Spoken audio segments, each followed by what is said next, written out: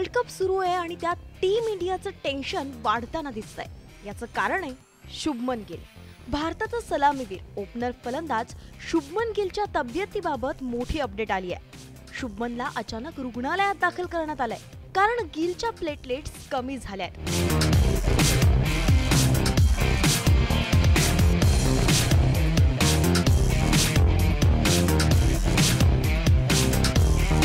गिलला काही दिवसांपूर्वीच डेंग्यू झाला होता, त्यामुळे तो ऑस्ट्रेलिया विरुद्धचा पहिला सामना खेळू शकला नाही।